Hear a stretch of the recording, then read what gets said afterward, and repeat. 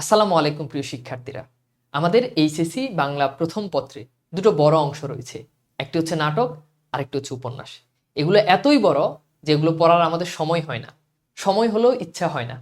ফলে পরীক্ষার আগে আমাদের মাথায় একটাই দুশ্চিন্তা ঘুরপাক খায়, সেটি হচ্ছে এই বড় বড় জায়গাগুলো থেকে কোন কোন জিনিসটা জানলে আমি মোটামুটি সৃজনশীলে ভালো নাম্বার তুলতে পারবো। আজকের ভিডিওতে তোমাকে সেই জিনিসটাই দেখাবো। এমন কিছু পয়েন্ট তোমাকে দেখাবো নাটক উপন্যাস থেকে, যে পয়েন্টগুলো জানলে তুমি উদ্দীপকের সাথে তোমার প্রশ্নটার মিল রেখে তুমি লিখতে পারবা। এবং বিগত সালে অসংখ্য সৃজনশীল আমি অ্যানালাইসিস করে যেটা দেখেছি, এই পয়েন্টগুলো থেকে আমাদের সৃজনশীলের প্রশ্ন আসতে দেখা যায়।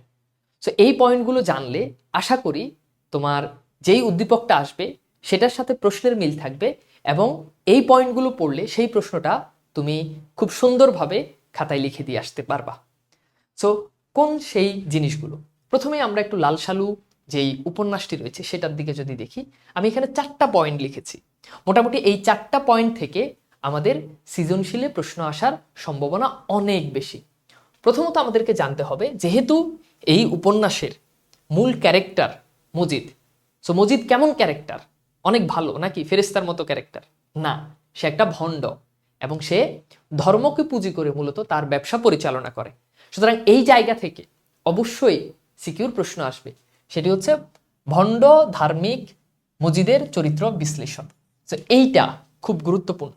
তোমার উদ্দীপক এমন একটা ক্যারেক্টার দিয়ে দিবে যে মজিদের সাথে মিল আছে, তখন তোমাকে বলবে যে উদ্দীপকের এই চরিত্রটি লালসাল উপন্যাসের কোন চরিত্রের সাথে মিল আছে ব্যাখ্যা করো। সুতরাং তোমাকে অবশ্যই এই মজিদ ক্যারেক্টারটা সম্পর্কে খুব ভালো ধারণা রাখতে হবে। মজিদ কি কি কুকীর্তি করছে এবং সে এই ধর্মকে ব্যবহার করে কি কি করেছে, এই সবগুলো ভালো করে জানতে হবে। সে অনেকগুলো কাজ করছে, সে মিথ্যার আশ্রয় নিয়েছে, সে মাজার বানিয়েছে, মুদাসসির পীর নামক আন্দাজে সে মন গড়া একটা নাম দিয়ে সেখানে একটা খানকা তৈরি করেছে, গ্রামের মানুষদের থেকে অর্থ হাতিয়ে নিয়েছে। তারপর হচ্ছে যখন আক্কাস যখন স্কুল প্রতিষ্ঠা করতে চায় তখন সে সেখানে বাধা দিয়েছে।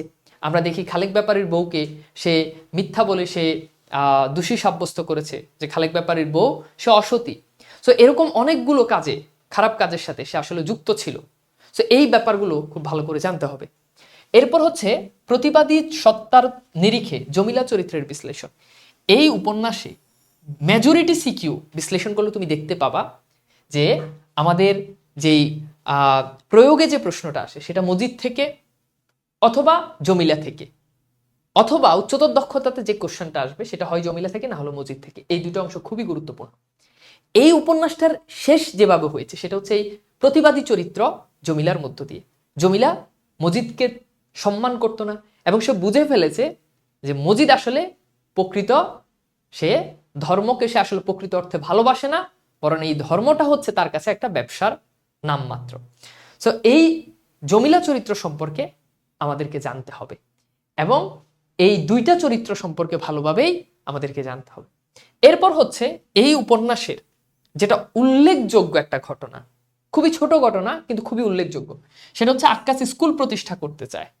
সো আমরা দেখবো আক্কাসের স্কুল প্রতিষ্ঠার উদ্দেশ্য সফল না হওয়ার কারণ। সো কেন সফল হয় নাই? আমরা জানি মজিদ সে জানে যে যদি স্কুল প্রতিষ্ঠা হয় ছেলেমেয়েরা আধুনিক শিক্ষায় শিক্ষিত হবে এবং ফলে তার যেই ব্যবসা, তার যেই কুসংস্কারের জন্য যে সে মোহাম্মদনগর গ্রামকে বানিয়ে রেখেছে সেটা মানুষজন, আধুনিক মানুষজন, সচেতন মানুষজন সেটা বুঝে ফেলবে। এজন্য আক্কাসের স্কুল প্রতিষ্ঠা করতে দেওয়া হয় না। এবং তোমাদের এমসিকিউ আসে লালসালু উপন্যাসে সমাজ সচেতন চরিত্র কোনটি? উত্তর হচ্ছে আক্কাস। এই ব্যাপারটা জানতে হবে। এরপরে আরেকটা জায়গা থেকে প্রশ্ন আসতে পারে, মোহাম্মদনগর গ্রামের সমাজ বাস্তবতা তুলে ধরো। অর্থাৎ মোহাম্মদনগর গ্রামের যে সমাজ বাস্তবতা, সেখানকার মানুষজন কেমন? আমরা দেখেছি যে তারা ধর্মকর্ম সম্পর্কে এতটা জানে না। তাদের মেইন যে বিষয় সেটা হচ্ছে তারা ফসল উৎপাদন করে এবং সেইখান থেকে তাদের আসলে জীবিকা নির্বাহ হয়। এবং এই সহজ সরল মানুষকে মজিদ আসলে ডাইভার্ট করেছে একটা অন্ধবিশ্বাসের দিকে। সেই মোহাম্মদনগর গ্রামের সমাজ বাস্তবতা তুলে ধরতে হবে। তো আবার বলছি, তোমাকে মজিদ চরিত্র সম্পর্কে জানতে হবে, জমিলা চরিত্র সম্পর্কে জানতে হবে, আক্কাস কেন স্কুল প্রতিষ্ঠা করতে পারে নাই সেটা সম্পর্কে জানতে হবে, মোহাম্মদনগর গ্রামের সমাজ বাস্তবতা সম্পর্কে জানতে হবে। এই 4টা জিনিস যদি জানো তাহলে তুমি ইনশাল্লাহ খুব ভালো করে সৃজনশীল লিখে দিতে পারবা।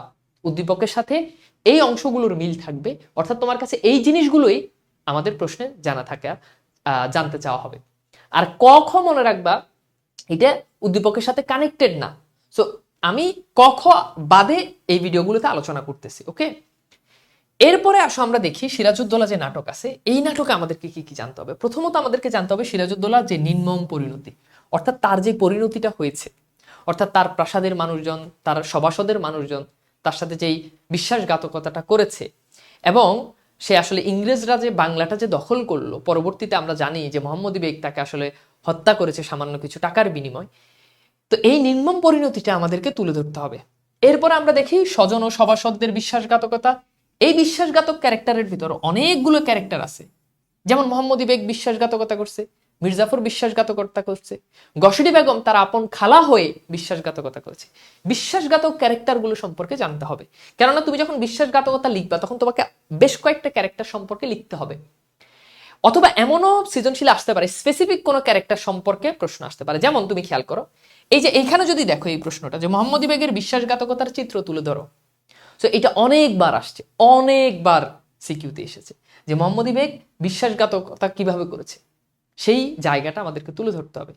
যে মোহাম্মদী বেগকে নবাব সিরাজের বাবা নিজের পুত্রের মতো লালন পালন করেছে, সে সামান্য কিছু টাকার বিনিময় নিজের ভাই সমতুল্য সিরাজকে সে আসলে হত্যা করেছে, সেই জায়গাটা এখানে তুলে ধরতে হবে। এখানে এই মোহাম্মদী বেগ না দিয়ে সিরাজউদ্দৌলা, গসরি বেগম দিতে পারে, মির্জাফর দিতে পারে। সো হোপফুলি বুঝতে পারছো। এরপর হচ্ছে নবাব সিরাজউদ্দৌলার যে দেশপ্রেম, খুবই গুরুত্বপূর্ণ, বেশ কয়েকবার এটা পরীক্ষাতে প্রশ্ন আসছে। নবাব সিরাজউদ্দৌলার যে দেশপ্রেম, অর্থাৎ সে তার দেশের মানুষের জন্য সে ছিল এক নিবেদিত প্রাণ। যখনই সে যেখানে অন্যায় দেখতো সে ঝাঁপিয়ে পড়তো, এবং ইংরেজদের যে অনাচার, ইংরেজদের যে অত্যাচার, সেটার বিরুদ্ধে সে প্রতিবাদ করেছে। আমরা দেখি এক লবণ চাষিকে এবং তার স্ত্রীকে ইংরেজরা অত্যাচার করেছে লবণ বিক্রি না করার কারণে। নবাব সিরাজউদ্দৌলা তাতে অত্যন্ত মনক্ষুণ্ণ হয়েছেন এবং সে খুব কষ্ট পেয়েছেন। সো তার দেশের প্রতি যে ভালোবাসা, একটা সময় যখন ইংরেজরা দেখতেছে বাংলা দখল করে ফেলতেছে, তখন সে রাজকোষ খুলে দেয় এবং মানুষদেরকে বলে আপনাদের যা যা লাগে আপনারা এখান থেকে নিয়ে যান, কিন্তু ইংরেজদের বিরুদ্ধে আপনারা দুর্গ গড়ে তোলেন, ইংরেজদের বিরুদ্ধে আপনারা যুদ্ধ করেন। সো দেশ, সে যখন বুঝতে পারলো যে তার দেশ বাংলা ইংরেজদের দখলে চলে যাচ্ছে, তো সেটাকে সে রক্ষা করার জন্য অনেকগুলো কাজ সে করেছে। সো সেই জায়গাটা আমাদেরকে তুলে ধরতে হবে। তাহলে আমরা যদি মোটা দাগে যদি দেখি, চারটা জিনিস আমাদের এই নাটক থেকেও পড়তে হবে। প্রথমত হচ্ছে সিরাজের নির্মম পরিণতি সম্পর্কে জানতে হবে, মোহাম্মদী বেগ ক্যারেক্টারটা সম্পর্কে জানতে হবে, এবং নবাব সিরাজের যে স্বজনরা বা তার সভাসদ, সভাসদ মানে হচ্ছে তার সবার লোকজন, আমর্তরা অর্থাৎ মন্ত্রী পরিষদের লোকজন, তারা যে বিশ্বাসঘাতকতা করেছে সেটা সম্পর্কে জানতে হবে। এবং সর্বশেষ আমাদেরকে জানতে হবে নবাব সিরাজের যে দেশপ্রেম প্রকাশিত হয়েছে। এই নাটকে বেসিক বিষয় হচ্ছে নবাব সিরাজের দেশপ্রেম এবং বাংলা কিভাবে ইংরেজদের দখলে চলে গেল। এই জিনিসগুলো জানলে আশা করি ইনশাল্লাহ লাল সালু উপন্যাস এবং সিরাজউদ্দৌলা নাটকে ইনশাল্লাহ সিকিউ তুমি ভালো করে পড়তে পারবা এবং তুমি লিখতে পারবা। সো আশা করি তোমাদের এই ভিডিওটা তোমাদের কাজে লাগবে। এবার আসি প্রিয় শিক্ষার্থীরা, তোমরা যারা এইচএসসি পরীক্ষা এবার দিবা, অর্থাৎ এইচএসসি 26 ব্যাচ, এবং যাদের টার্গেট এই এইচএসসি পরীক্ষার পরেই ঢাকা ইউনিভার্সিটি খ ইউনিট প্লাস বিভাগ পরিবর্তন, এছাড়া অন্যান্য ইউনিভার্সিটিতে যারা প্রিপারেশন নিবা, তোমাদের জন্য আমাদের এই কোর্স। সো এই কোর্সে, একটি কোর্সে তোমাদের বাংলা আমি তোমাদের তানবীর ভাইয়া পড়াবো, জিকে পড়াবে আমাদের ফারি আপু, এবং ইংরেজি পড়াবে আমাদের মানিক ভাইয়া। সো এই কম্বোটা অনলাইনে হোপফুলি তোমাদের জন্য অ্যাডমিশন জার্নিতে সবচেয়ে বেস্ট কম্বো হবে। আমরা যেরকম ভাবে তোমাদেরকে সার্ভিস দিব, আমরা আমাদের ম্যাটেরিয়ালসগুলো তোমাদের ঘরে পৌঁছে দিব, আমাদের নিয়মিত ক্লাস টেস্ট, আমাদের উইকলি টেস্ট, মান্থলি টেস্ট এবং মেগা এক্সাম সবকিছু মিলিয়ে এই কোর্সটা হবে ইনশাল্লাহ তোমাদের অ্যাডমিশন জার্নির সবচেয়ে বড় হাতিয়ার। তোমরা যারা এখনো এই কোর্সে এনরোল করনি, আমাদের কমেন্ট সেকশনে লিঙ্ক দেওয়া থাকবে, সেখান থেকে তোমরা এখনই এই কোর্সে এনরোল করে নিতে পারো। এইচএসসি পরীক্ষার পরপরই আমাদের এই জার্নি শুরু হবে। সো এখন একটা বিশাল ডিসকাউন্টে ভর্তি চলছে, যারা ভর্তি হতে চাও যুক্ত হয়ে যাও আমাদের ঢাবি খ প্লাস বিভাগ পরিবর্তন 5.0 কোর্সে। আল্লাহ হাফেজ।